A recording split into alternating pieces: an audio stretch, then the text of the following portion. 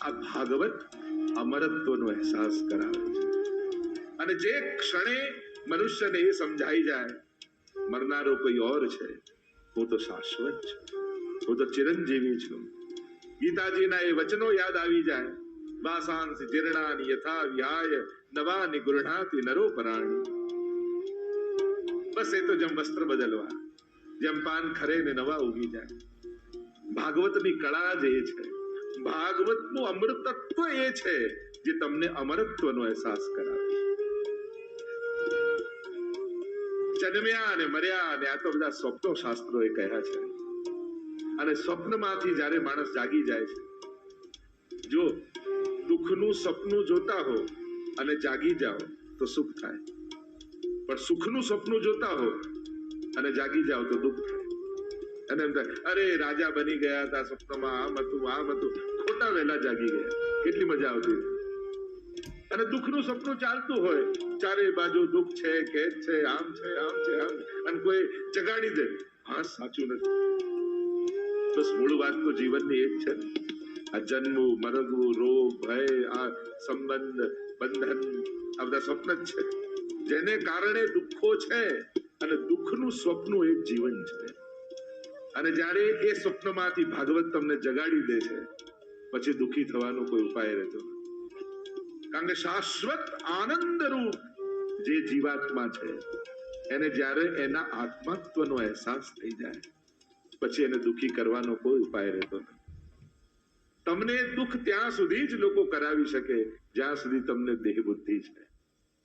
અને દેહ બુદ્ધિ જે ક્ષણે સમાપ્ત થાય છે અને આત્મબુદ્ધિ જાગૃત થાય છે, પછી જીવનમાં કેવલ આનંદ જ રહી જાય. શ્રીમદ ભાગવત અમૃત એ રૂપમાં છે. પરીક્ષિત મહારાજને મૃત્યુ થયું, પણ મૃત્યુનો ભય નથી, ચિંતા નથી, ખેદ નથી, કારણ કે અમરત્વનો અહેસાસ છે. એ શાશ્વત સિંધુનું બિંદુ છે, એ સમજાઈ ગયું છે. ભગવાનનો જ અંશ છે. મમ એવાંશો જીવ લોકે જીવભૂત સનાતનમ. સનાતન અંશની વાત કરી ત્યારે ભગવાને કહ્યું કે એ સનાતન અંશ છે. અને દેહની વાત કરી ત્યારે જન્મ બતામ કહ્યું ને, જાતસહી ધ્રુવો મૃત્યુ, જન્મ્યો અને મૃત્યુ નિશ્ચિત છે. આ તો અમૃત તત્વની કથા છે. મૃત્યુમાંથી અમૃતત્વ તરફ જવાની આ કથા. અસ્તો માં સદગમય તમસો માં જ્યોતિર્ગમય મૃત્યુ માં અમૃતમ ગમય. એ ઉપનિષદના શબ્દોને યાદ કરીએ તો ભાગવતનો સાર આપણને મળે. અસતમાંથી સત તરફ જવું. જે નાશવંત છે એ બધું અસત છે, શાશ્વત છે એ જ સત છે. આગળ પ્રભુના સ્વરૂપનો પરિચય આપણે મહાત્મ્યમાં જોઈશું. ના સતો વિદ્યતે ભાવો ન ભાવો વિદ્યતે સત. સતનો ક્યાંય અભાવ નથી. અસ્તોમાં સદગમય. નાશવંતમાંથી શાશ્વતતા તરફ જવું. અશોચ્યાનન્વ શોચસ્ત્વમ પ્રજ્ઞાવાદાંશ ભાસસે ગતાસુ ન ગતાસુ સ નાસુ નાનુ શોચંતિ પંડિતા. ગીતાજીના ભગવાનના શબ્દોને યાદ કરો. અર્જુન, તું કઈ વસ્તુનો શોક કરે છે? તને જ ભાન નથી. જે કાયમ નથી એ કાયમ રહે એવી ઈચ્છા રાખે છે. અરે નાશવંત વસ્તુનો, કારણ કે તારા બેનો મેળ કાયમ રહેવાનો નથી. કા વસ્તુ જતી રહેશે, કા તું જતો રહેશે. કારણ તમે બંને નાશવંત છો. શાશ્વતતા જ કાયમી છે, એટલે શોક ન કર. બુદ્ધિમાન વ્યક્તિઓ જનાર વસ્તુનો શોક કરતા નથી. જે છે ને પકડી રાખે છે, જે કાયમ માટે છે એ જ એનું સ્વરૂપ છે. અસ્તોમાં સદગમય તમસોમાં જ્યોતિર્ગમય. અંધકારમાંથી પ્રકાશ સુધીની યાત્રા. અજ્ઞાન જ અંધકાર છે, સમજાયું નથી એ જ અંધકાર છે. બાકી બધું જે છે છે, જે રહેવાનું છે રહેવાનું જ છે. આપણને નથી સમજાતું એ જ અજ્ઞાન જ અંધકાર છે.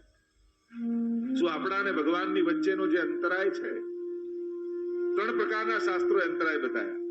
એક ટાઈમનું, બીજું ડિસ્ટન્સ માઇલનું, અને ત્રીજું અજ્ઞાનનું. આ ત્રણ વિક્ષેપ છે. શું આપણા અને ભગવાનની વચ્ચે ટાઈમનું અંતર હોઈ શકે? આ જ સેકન્ડે આ જ ટાઈમે ભગવાન છે અહીંયા? તમે તો સા છે. એટલે આપણા ને ભગવાનની વચ્ચે ટાઈમ નું ડિસ્ટન્સ યા ડિફરન્સ પોસિબલ નથી કે આટલા 1000 વર્ષ પહેલા ભગવાન હતા ને આજે નથી, કોઈ એવું કહી શકે? આજે છે ને આપણે છે. અચ્છા, તો માઇલનું ડિસ્ટન્સ વ્રજમાં છે ઠાકોરજી ને અહીંયા નથી, એવું થઈ શકે? કે 1000 કિલોમીટરનું અંતર છે એવું કોઈ કહી શકે? ના, અહીંયા છે.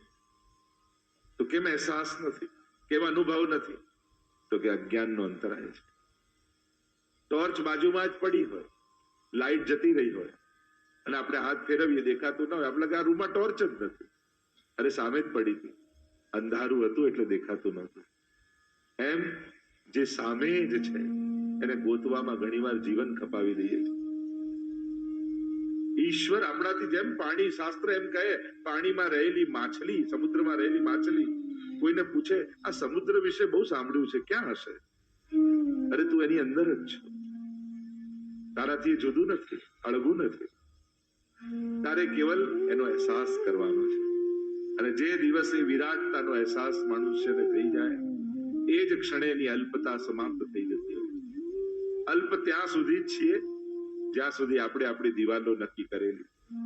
આ ઘડો દેહરૂપી છે, આપણે લાગે આપણે આટલામાં છીએ, આપણે આટલા જ છીએ, એ જ આપણી દિવાલો છે. જ્યારે એ ઘડાની સીમા સમાપ્ત થઈ જાય ત્યારે પરમાત્માનો વિસ્તાર એ આપણો વિસ્તાર થઈ જતો હોય છે. અંજલિમાં રહેલું પાણી જ્યારે દરિયામાં નાખી દો ત્યારે દરિયાના રૂપ થઈ જતું હોય છે. એ અંજલિમાં છે ત્યાં સુધી જ અલ્પ છે. વિરાટમાં ભળતા એ વિરાટ અને શાશ્વત બની જાય. તમસો માં જ્યોતિર્ગમય મૃત્યુ માં અમૃતમ ગમય. સમાપ્તિમાંથી અસીમિતતા તરફ જવાનું, મૃત્યુમાંથી અમરત્વ તરફ જવાનું, આ જ ભાગવતની યાત્રા છે. એ અમરત્વનો અહેસાસ કરાવે છે, શાશ્વતતાનો અહેસાસ કરાવે છે. એ જ એનું ચિરંજીવીપણું છે, એ જ એના અમૃતનું દાન છે. એટલે જ આને અમૃત કહ્યું છે. તવ કથામૃતમ અમૃતમ. કેવલ ચિરંજીવી બની જવું, શાશ્વત બની જવું, એ તો ઉલટાનો ભાર છે. પણ સંપૂર્ણ જીવીને જવું એ જ જીવનની પૂર્ણતા છે. શ્રીમદ ભાગવતની આ સારની કથા એવી દિવ્ય કથા છે. અને શ્રીમદ ભાગવત એ સ્વયં વેદો અને ઉપનિષદનો સાર છે. નિગમ કલ્પતરોર ગલિતમ ફલમ શુકમુખાદ અમૃતદ્રવ સંયુતમ પીબત ભાગવતમ રસમાલયમ મુહુરહો રસિકા ભુવિ ભાવિકા. વેદ રૂપી કલ્પ વૃક્ષ ઉપર લાગેલું આ ગલિત ફળ છે. ગલિત છે એટલે કે હું પીબત, અને પીઓ. અને ખાવાનું કે ઘણાના દાંત ન હોય, ઘણાને દાંતના દુખાવા હોય, ઘણાને ખાતા ન આવડતું હોય, દરેક વસ્તુ ખાઈ ન શકાય. પણ દાંત ન હોય એ પી તો શકે. સાધન નથી, અસમર્થતા છે, છતાંય આનું પાન. ભાગવત કથા તો એવી છે ને, ન સમજાતી હોય તોય ત્યાં જઈને બેસવું. બે શ્લોકો પણ કર્ણમાં પડે ને, અને શ્લોકાર્ધમ શ્લોકપાદંબા, અડધો શ્લોક કોઈ સાંભળી લે તો એને રાજસુ અને અશ્વમેઘ યજ્ઞના ફલ મળે. એવો ભાગવતનો પ્રભાવ છે. એટલે સંસ્કૃતમાં પારાયણ થતું હોય ને, ન સમજાતું હોય તોય જઈને બેસવું. ભાગવતના શ્લોકો કર્ણમાં પડે ને તો એ કલ્યાણ કરનારા છે. અમુક લોકોનું સાંભળવું ભલે સમજાય નહીં, પણ એ સાંભળેલું નકામું નથી જતું. શબ્દો ક્યારે નકામા નથી જતા. હૃદયમાં કોઈ ને કોઈ ભાવ. શબ્દને પણ બ્રહ્મ કહ્યું છે. તમે અહીંયા બેઠા હો, બહુ સારા મૂડમાં હું, બે શબ્દો હું તમને એવા કહી દઉં, તમારો આખો મૂડ ઓફ થઈ જાય, એવો ચહેરો પડી જાય, તમે ફીકા પડી જાવ. બે શબ્દો કહેવાય. અને બે શબ્દો એવા કહી દઉં કે આમ ચહેરો ખીલી જાય. નાનકડા શબ્દો તમારા ઉપર કેટલા અસર કરે છે. આપણે એમ કેવું કે અમારા પર શું હોય, તો જે બોલાતું એ બોલાય ના, પણ અસર કરે છે. શબ્દો એમને નકામા નથી જતા.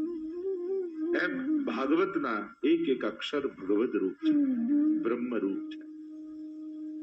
તમારા ચિત્તમાં એ અસર કરે. હરિ ચિત્તમ સમાશ્રયેત.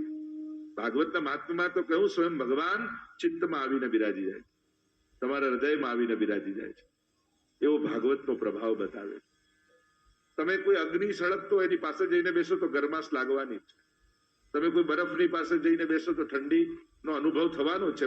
તમારે ઠંડી માંગવાની જરૂર નથી, તાપ અગ્નિ પાસે ગરમી માંગવાની જરૂર નથી, એને હાથ લાંબો કરીને આપવાની જરૂર નથી, પણ એનો પ્રભાવ એવો છે કે એના પ્રભાવની અસર થાય.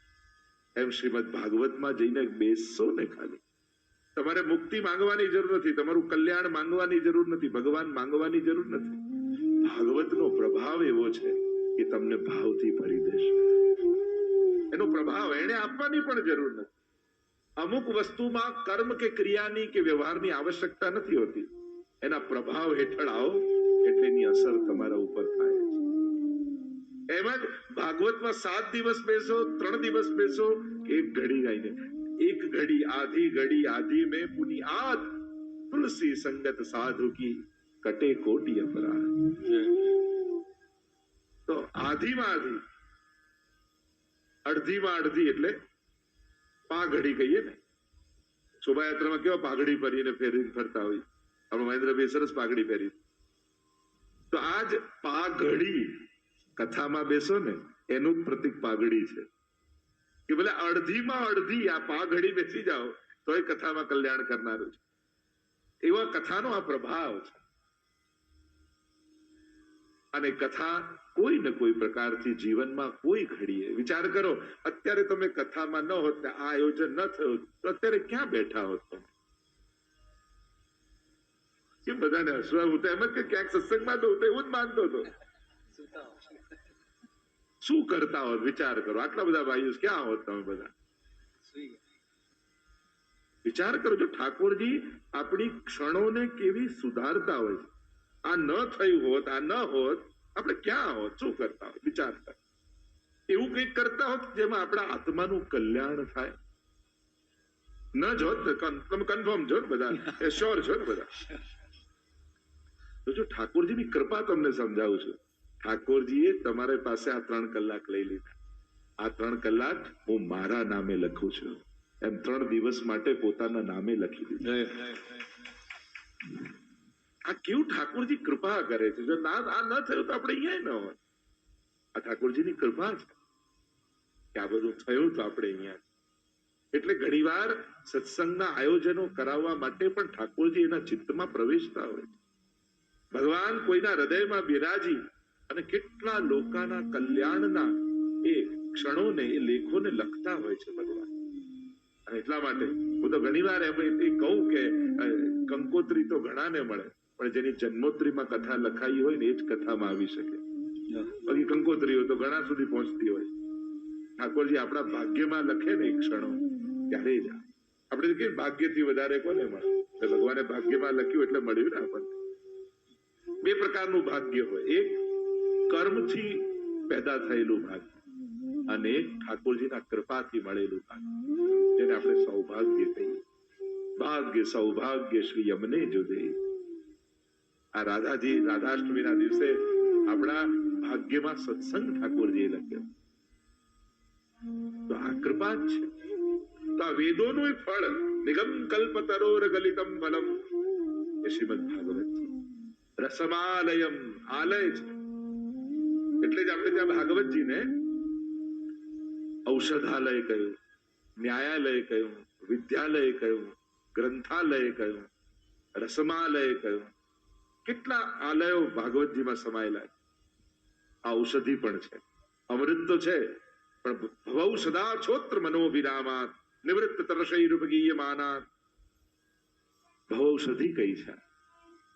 શરીર માટે તો ઘણી બધી દવાઓ લેતા રહી, પણ આ ભવરોગને દૂર કરવાની એક જ દવા છે, અને એ છે શ્રીમદ ભાગવત. ભગવત નામ એ જ છે. એ જયારે જીભ પર મૂકી દો છો ને ત્યારે ભવરોગ મટી જાય. આ ન્યાયાલય છે.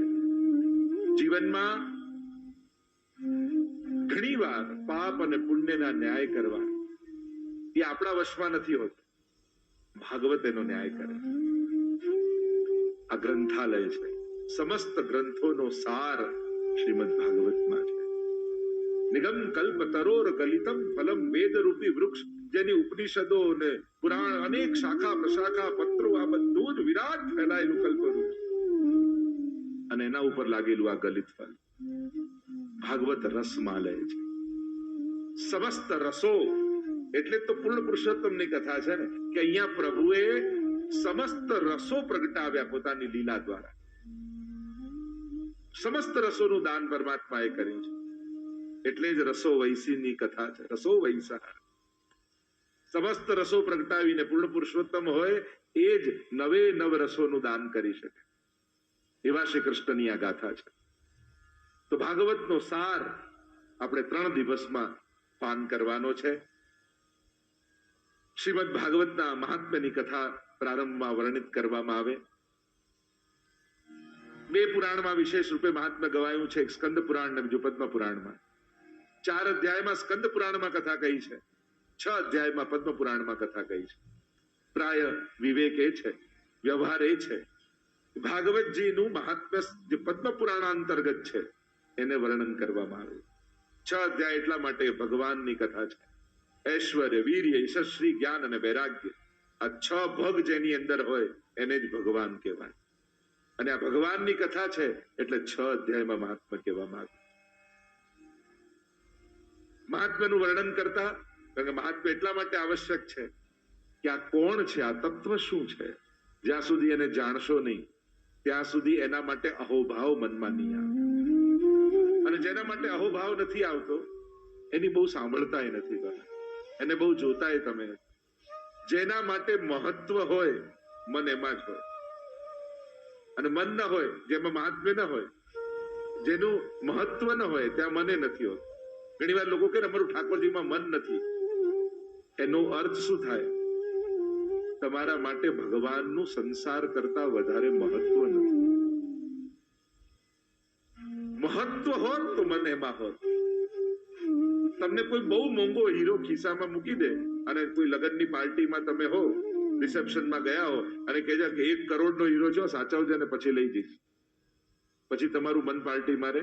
વાત કરતા કરતા એ વચ્ચે ખિસ્સામાં હાથ નાખીને ચેક કર્યા કરો, છે કે નહીં, છે કે નહીં, છે કે નહીં, છે કે નહીં. મહાપ્રભુજી કહે બસ આવું જ કરવાનું છે. તમને અનમોલ રત્ન હું ઠાકોરજી રૂપે ઘરે પધરાવી દઉં છું. એટલે સંસારના બધા કાર્યો કરતા કરતા થોડી થોડી ક્ષણે ચેક કરતા રહેજો, છે કે નહીં, છે કે નહીં, છે કે નહીં. બસ આટલું જ કરવાનું. ચેતસ્તત પ્રવણમ સેવા વ્યાવૃત્તોપી હરૌ ચિત્તમ. મહાપ્રભુજીના શબ્દોમાં કહું કે વ્યાવૃત્તિ કરો, ચિત્ત હરિમારા. કારણ કે તમારા માટે આ બધા કરતા મહત્વના ઠાકોરજી છે. અને જે દિવસે એને એ રીતે સ્વીકારી લેશો, સૌથી મહત્વનું, પછી દરેક ઘટનાઓમાં એને ચકાસતા રહેજો કે તમારી સાથે છે કે નહીં, સાથે છે કે પ્રભુ જોડે છે કે નહીં. સતત પ્રભુને સાથે રાખવા. એમ ભલે આપણે સેવા કરીને પઢાવી દઈએ પણ એ ભાવાત્મા રૂપે તો સદાય તમારી સાથે હોય છે. એટલે જ મહત્વનું એ છે. અર્જુન અને દુર્યોધનનો મૂળ ફરક શું છે? એને સેના લઈ લીધી. અર્જુને એને કહ્યું કે હથિયાર હાથમાં નહીં લઉં, પણ એને ભરોસો છે ભગવાન સાથે હશે ને તો વિજય મારો જ થવાનો છે. હું એટલા માટે જ તમને ભગવાન સાથે રાખવાનું કહું છું, કારણ કે સદાય તમારો વિજય થાય જો ભગવાન સાથે હશે. બાકી સેનાઓ મળી, સામર્થ્ય લાગે, ટોળું લાગે, ઘણા બધા સહયોગી લાગે, પણ વિજય તો એનો જ હોય જેની સાથે ભગવાન હોય છે.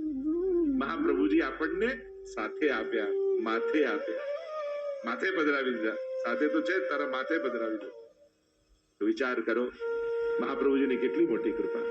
સંસારમાં રહેતા રહેતા ચિત્ત હરિમાં વિક્રેતુ કામા કિલ ગોપ કન્યા મુરારી પારાર્પિત ચિત્ત વૃત્તિ દત્યાદિકં મોહ વશાદ ભોચર ગોવિંદ દામોદર માધવે. ગોપીઓ જયારે દહીં વેચવા જાય ત્યારે મોહન મહિલો મહિલો ની કરતા કરતા ચિત્ત હરિમાં જાય એટલે મોહન લો મોહન લો મોહન લો કરવાના. સરળ જ છે ભક્તિ. એ કોઈ કલાક બચે છે એટલે કરવાની ક્રિયા નથી. એને તો આપણા આ જીવન સાથે વણી દેવાની. અને જીવન સાથે ભગવાનને વણી દો એટલે પલ પલમાં ઠાકોરજી તમારી સાથે થઈ જાય, તમારો થઈ જાય. અને જે ક્ષણે તમારો થઈ જાય એટલે તો પંચાક્ષરમાં હે કૃષ્ણ હું તારો છું. બસ આ મહામંત્ર પંચાક્ષરનો એ જીવનની સમજ બની જાય ને પછી ક્યાંય કોઈ અલગથી પાઠ કરવા બેસવાની જરૂર ન પડે.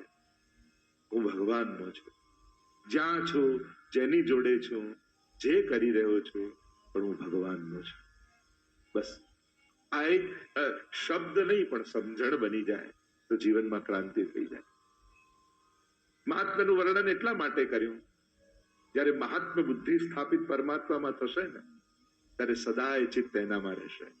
આવો મહાત્માનો પ્રવેશ કરતા મંગલાચરણ જે વ્યાસજીએ કર્યું, અને આ એક શ્લોક એવો છે કે બધાએ મોઢે કરવા જોઈએ. બહુ સુંદર શ્લોક છે. ભગવાન કૃષ્ણને જેટલા સરળતાથી આમાં સમજાવી દીધા, 32 અક્ષરમાં 32 લક્ષણ વાળા શ્રી કૃષ્ણને સમજાવી દીધા કે આ કૃષ્ણ છે કોણ. અનુષ્ટુપ છંદમાં 8 અક્ષર હોય, 8 ચોક 32 લક્ષણ વાળા પરમાત્મા.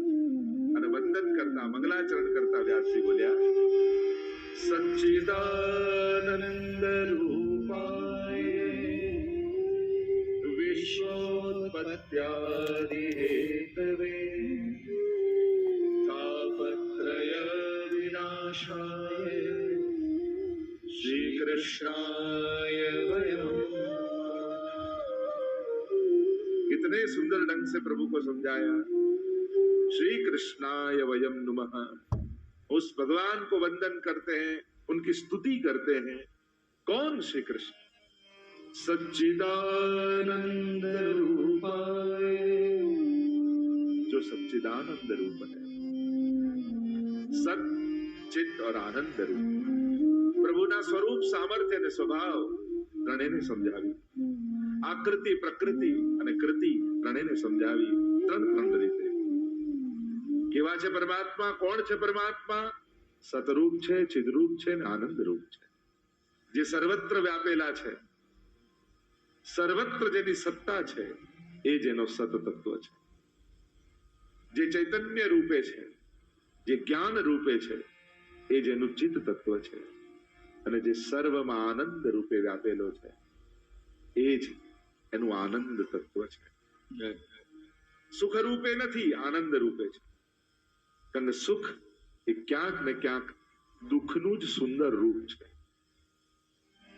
દુઃખ જ્યારે સારા કપડા પહેરીને આવે ત્યારે એને આપણે સુખ કહેતા હોઈએ. કારણ કે એક સુખની સાથે કેટલા દુઃખો આવે. એક ગાડી આવી તેમ આ ભટકાઈ ના જાય, કોઈ આમાં લીટો ના કરી જાય, આમાં સાચવવાને સર્વિસ કરાવવાની, આને સાચવીને રાખવું, આ કઈ કોઈ ચોરી ન જાય, કેટલા ભય લઈને એક સુખ આવતું હોય. એટલે એક સુખની સાથે કેટલા દુઃખો પણ ભેગા આવતા હોય. ચહેરો સુખનો હોય છે પણ કતાર પાછળ તો દુઃખોની જ હોય છે. પણ આનંદ એવું તત્વ છે જે મૂળ પરમાત્માનું સ્વરૂપ છે, જેને પામ્યા પછી ગુમાવાનો ભય નથી, જે કેટલા સમય સુધી રહેશે ને બીક નથી, જે શાશ્વત છે, જે અવિકૃત છે, જે અખંડ છે, એ જ આનંદ તત્વ છે, એ જ કૃષ્ણ છે. કૃષ્ણને આનંદ રૂપ જ કયા. કૃષ્ણને પામ્યા એટલે આનંદને પામ્યા. તમે જયારે કોઈ ઉત્સવમાં આનંદ પામીને જાઓ છો, જ્યારે તમે કથામાં આનંદ પામીને જાઓ છો, એટલે કે તમે કૃષ્ણ પામીને જઈ રહ્યા છો. એને કૃષ્ણ રૂપ. કૃષ્ણનું જ બીજું નામ આનંદ છે, કૃષ્ણનું જ બીજું નામ રસ છે, કૃષ્ણનું જ બીજું નામ પ્રેમ છે. એવો આનંદ જેમાં કોઈ વિકાર ન હોય એ જ કૃષ્ણ છે. એવો પ્રેમ જેમાં કોઈ વિકાર ન હોય, અને પ્રેમનું સુપ્રીમ પ્યોરિફાઈડ થયેલું સુંદર સ્વરૂપ એ જ કૃષ્ણ છે. કૃષ્ણ તત્વને જ્યારે તમે સમજો છો ત્યારે શાસ્ત્રોમાં અનેક નામોથી એને ઓળખાયો છે. તે આનંદ રૂપ છે. લઈને મળે સુખ, આપીને મળે આનંદ છે. દેહના અનુભવથી જે થાય સુખ અને આત્માના અનુભવથી થાય જે આનંદ છે. અમુક જીવનમાં મળેલા આનંદો આપણને લાગ્યા દેહ સંબંધી નથી, આત્મા સંબંધી છે. કથામાં બેઠા આપણે કાંઈ ન કરતા હોઈએ, સાંભળતા પણ એ આનંદરૂપ પરમાત્મા કેવો આપણા હૃદયમાં પ્રવેશ કરી જાય. એમ લાગે કે પરમાત્માએ આ લાંબો હાથ કરીને મારા માથે હાથ મૂક્યો હોય, એવી હૂંફનો અહેસાસ કથામાં બેઠા પછી આપણને થાય. આ પ્રભુના પ્રભાવનો અહેસાસ. એ આનંદ રૂપ છે. એની પાસે બેસો તો આનંદનો અહેસાસ થાય. તમે શ્રીનાથજી દર્શન કરવા જાઓ ત્યારે સુખ મળે, આનંદ મળે એવી કોઈ સંજોગો હોતા નથી. ગરમી હોય, ધક્કા હોય, લાઈનો હોય, આટલા દૂરથી ગયા હોય, લોકો રાતના નીકળ્યા હોય, સવારે મંગળાના દર્શનમાં પહોંચ્યા હોય, કેટલી ભીડ હોય, કોઈ સુખ મળે એવો કોઈ સંજોગો હોય?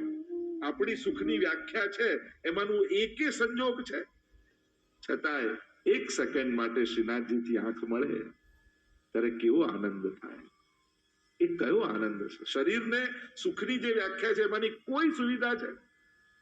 એ આનંદ આત્માનો આનંદ હોય છે. જેનો અંશ છે એ અંશીના દર્શન કરીને આત્મા કેવો રાજી થાય છે. અને પાછા નક્કી કરે શ્રીનાથજી બાબા જલ્દી બોલાવજો પાછા.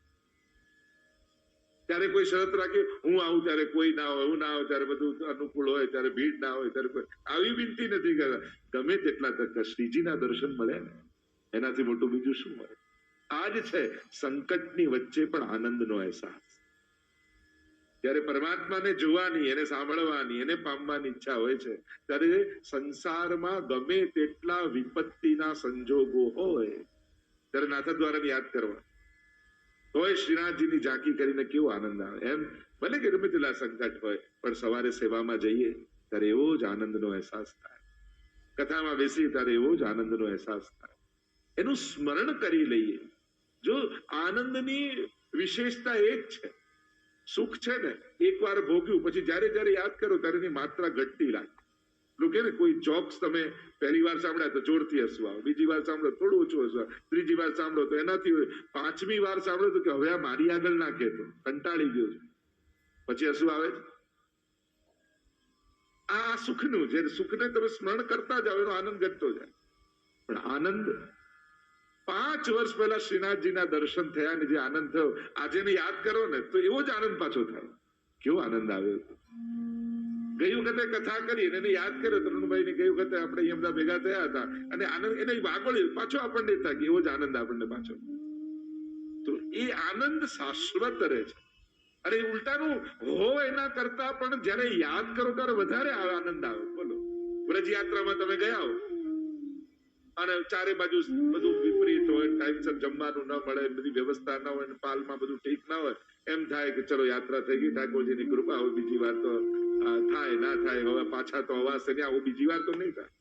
તો પાછા ગામમાં આવો અને લોકો મળવા આવે, વ્રજયાત્રા કરી આયા, હા કરી આયા, શું કરતા ત્યાં થોડી વાત કરો. અરે સવારે ઉઠીને ચાલતા ને આમ જતા ને સ્નાન કરતા, બેઠકજીમાં જારી ભરતા ના, ઠાકોરજી કૃપા કરે તો ફરી એકવાર જવું છે.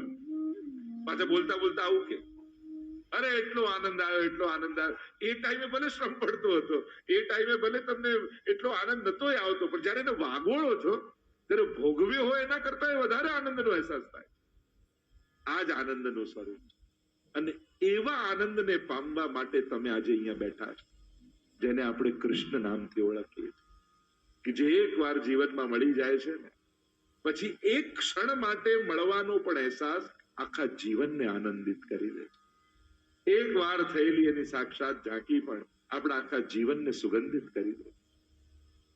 એવા કૃષ્ણની ગાથા અને કથા કરવા આપણે ભેગા થયા છે. એ જયારે સ્પર્શી જશે ને તમને કથા અને આ શબ્દોના માધ્યમ, કારણ કે આ વાંગમય રૂપ છે ને, વાણીમય તમને સ્પર્શ કરશે. આનો અહેસાસ વાણીમય કર્ણ દ્વારા તમારે કરવાનો છે. આ વાંગમય એટલે કે જેવા જેવા અસુર થયા એવા એવા ભગવાને અવતાર લીધા. હિરણ્યકશિપુને મારવો છે તો ભગવાન નરસિંહ બનીને આવી ગયા. હિરણ્યાક્ષને મારવો છે તો ભગવાન વરાહ બનીને આવી ગયા. તો થયું કે આ વાંગમય રૂપ કેમ લીધું? તો કે પરીક્ષિતને શ્રાપ લાગ્યો છે, 7મા દિવસે મૃત્યુ તક્ષકનો દંશ દેશે. તો શ્રાપ એ અસુર છે, અહીંયા શબ્દમય છે. એટલે શબ્દમય અસુર છે તો ભગવાનનો અવતાર પણ શબ્દમય થયો. વાંગમય રૂપ ભગવાને લીધું. કારણ કે વાણી દ્વારા શ્રાપ નીકળ્યો છે એટલે વાણી રૂપે ભગવાન પ્રગટ થઈને એમાંથી ઉગારશે. જેવા સંકટમાં હશો શ્રીજી એવું જ રૂપ ધારણ. અને ઠાકોરજી તો સામેથી જ આવતા હોય. તમે બધી કથા સાંભળો, પ્રભુ સામેથી ગયા, સામેથી ગયા, સામેથી ગયા. જ્યાં જ્યાં જ્યાં જ્યાં કથામાં ખાલી એક કથા ભાગવતમાં એવી છે સુદામાની, કે જ્યાં સુદામા સામેથી આવે.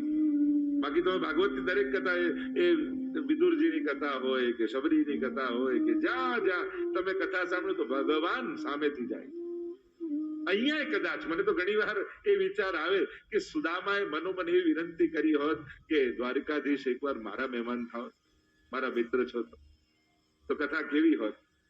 તો કદાચ સુદામાને ક્ષોભ થાત કે મારી કુટિયામાં શ્રીજીને કેમ દ્વારકાધીશને કેમ રાખવું, એટલે ભગવાન ગયા નહીં, એને બોલાય, તું આવ, તને રાજાની જેમ રાખો. બધી જગ્યાએ હું જઈને જમી આવું છું, ક્યાંક બોર જમી આવું ને ક્યાંક ભાજી જમી આવું. એ તો બધું બરાબર છે કે ભક્તોના મહાત્મ્યને વધારું છું. લાવ, આ તો મારો અતિશય વાલો ભક્ત છે ને, આની કુટિયામાં જઈને આના જેવું ખાવું એના કરતા મારા મહેલમાં બોલાવીને આને રાજાની જેમ રાખ. એટલે સુદામાને ભગવાનને બોલાવે. અનેક અનેક ગાથાઓને, એ જ કથાઓને આપણે કોઈ જુદી રીતે વિચાર કરીએ તો એની પ્રસંગો કેવા થઈ જાય. સચ્ચિદાનંદ રૂપાય, આ જ આનંદ રૂપ પરમાત્મા. અરે મને વિચાર, આ બધું ભગવાને આ બધું ન કર્યું હોત, આ બધી લીલાઓ ન કરી હોત તો આજે આપણે બધા ભેગા મળીને સત્સંગમાં વાતો શું કરત? પ્રભુ લીલા કેમ પ્રગટાવ્યા? બોલો, ભગવાને આ બધી લીલાઓ કેમ કરી? કારણ કે જયારે ભગવાન પ્રગટ રૂપે ભૂતલ પર ન હોય ને ત્યારે આપણે આ બધું ગાઈ અને ભગવાનની કૃપાનો અહેસાસ કરી શકીએ. એટલે ભગવાને આ બધી લીલાઓ કરી. કારણ કે જયારે પ્રભુ હતા ત્યારે તો પોતે કૃપા કરે, પણ જયારે હું પ્રગટ રૂપે નહીં હોઉં ત્યારે મારા ભક્તો મારી કૃપાનો અહેસાસ કઈ રીતે કરશે? એટલા માટે ભગવાન આ બધી લીલાઓ કરી આપણા જેવા ભક્તોને પ્રભુની કૃપાનો અહેસાસ થાય છે. એક એક લીલાઓના પ્રસંગોનું જયારે અવગાહન આપણે કરીએ ત્યારે એમ થાય કે હું સુદામા છું, હું શબરી છું, હું વિદુર છું, હું ગોપી છું, હું સખા છું. પોતાની જાતને આપણે ભક્ત જોડે આત્મસાત કરી લઈએ અને ઠાકોરજી એના પર નહીં આપણા પર કૃપા કરતા હોય ને એમ કથા સાંભળતા સાંભળતા આપણને એવો અહેસાસ થઈ જાય કે ઠાકોરજી તો મારા પર કૃપા કરી રહ્યા. કારણ કે ભક્તો તો બધાય સમાન હોય છે, ભક્તોમાં થોડી ભેદ હોય છે. પ્રભુએ ભક્તોને ઘડ્યા છે જેવા. જે લાગણી ક્યાંક એ ભગવદીઓમાં છે, એ નંદ બાબા, યશોદા, ગોપીજનો, ગોપોમાં છે, એ જ બધી લાગણીઓ આ ભક્તોની અંદર ભગવાને રાખી જ છે. આ કદાચ એ લાગણીઓના સર્વોચ્ચ અવસ્થા ઉપર છે, પણ આપણે પહેલા પગથિયે તો છીએ જ ને. એ કૃષ્ણનું નામ સાંભળતા ક્યાંક આપણને રોમાંચ તો થાય છે. કૃષ્ણ નામ જબતે શ્રવણ સુન્યો રિયાલી, ભૂલી રી ભવન હો તો બાવરી. ક્યાંક એ પ્રેમના ઉર્મિઓ આપણા હૃદયમાં એ કૃષ્ણ માટે જાગે છે. આપણે પહેલા પગથિયે છીએ ને, એ તો ધજાઓ ગોપી પ્રેમ કી ધ્વજા, એ ધ્વજાએ છે. યાત્રામાં તો છીએ આપણે, ક્યારેક પહોંચીશું. સચ્ચિદાનંદ રૂપાય શું કરે છે? વિશ્વોત્પત્યાદિ હેતુ, વિશ્વની ઉત્પત્તિ સ્થિતિને લય કરે છે. કરનારો એ જ છે, એ જ સર્જન કરનારો છે, એ જ પાલન કરનારો છે, એ જ વિસર્જન કરનારો છે. એટલે મનુષ્યને મળશે કે નહીં એની બહુ ચિંતા નહીં કરવી. એટલે ભાગવતી માટે કહ્યું છે ભય, મોહ, આ બધા જેટલા લક્ષણો આપણી અંદર છે એ બધા જ માણસની અંદર એટલા માટે જ છે કારણ કે એને અવિશ્વાસ છે. જે દિવસે વિશ્વાસ દ્રઢ થઈ જશે, ન રહેશે મોહ, ન રહેશે ભય, ન રહેશે રાગ, ન રહેશે દ્વેષ. ભગવાન બધું કરનારો છે, આપનારો છે, વિશ્વની ઉત્પત્તિ કરનારો એ છે. તો જે બધાને સર્જનારો છે, જેને મને સર્જ્યો છે, એ મારી ચિંતા પણ કરશે. નાનકડું બાળક કેવું નિશ્ચિંત થઈને માના ખોળામાં ન બોલી શકતું હોય, ન સમજાવી શકતું હોય, ન માંગી શકતું હોય, છતાંય ચિંતા નથી. કારણ આશ્રય છે, એને ભરોસો છે કે જેને જન્મ આપ્યો છે એ માં ખવડાવશે ખરી, મને ભૂખ્યું નહીં સુવા દે. આ વિશ્વાસ અને નિશ્ચિંતા આપે છે. આપણને સર્જનારા ઉપર આપણને જ ભરોસો નથી. જેને ઘડ્યા છે એ પૂરું કરવાનું જ છે. તો વિશ્વની ઉત્પત્તિ કરનારો એ, પાલન કરનારો એ, લય કરનારો એ નાશ નથી કરતો, એ પોતાનામાં સમાવી લે છે, પોતાનામાં લય કરે છે. મહાપ્રભુજી નાશ શબ્દનો પ્રયોગ નથી કરતા, આવિર્ભાવ અને તિરોભાવ શબ્દનો પ્રયોગ કરે છે. બ્રહ્મ જ આવિર્ભૂત થયો અને બ્રહ્મ જ લય કરે છે. તમે આ એક જે નાટક ચાલી રહ્યું છે, લીલા ચાલી રહી છે પ્રભુની, એના દ્રષ્ટા બનો તો આનંદ આવશે. તમે પોતે રોલ કરવા લાગશો, યા તમે પોતે નટો નાટ્ય ધરો, યથા કુંતાજીએ પણ કહ્યું છે સ્તુતિમાં કે આ કેવું નાટક પ્રભુ આપનું. અમે સાચું માની લઈએ છીએ. જયારે અળગા થઈ અને દ્રષ્ટા ભાવે જોતા રહેશો તો આ ખેલને માણશો. મહાપ્રભુજીના શબ્દોમાં આ જ વાત કહું તો તથૈવ તસ્ય લીલેતી મત્વા ચિંતામ ધૃતમ ત્યજે. આ બધી જ એની લીલા છે. તમે આ બધાનું જયારે સાચું ખોટું, સારું ખરાબ, સારું વધારે, આમ કરવું જોઈતું તું, આમ રાગ દ્વેષ, આ બધા દ્રષ્ટિકોણથી મૂલ્યાંકન કરવા બેસશો ના જગતનું તો થાકી જશો. કોઈ નિર્ણય પર ક્યારે નહીં પહોંચી શકો. આ બધી પ્રભુની લીલા.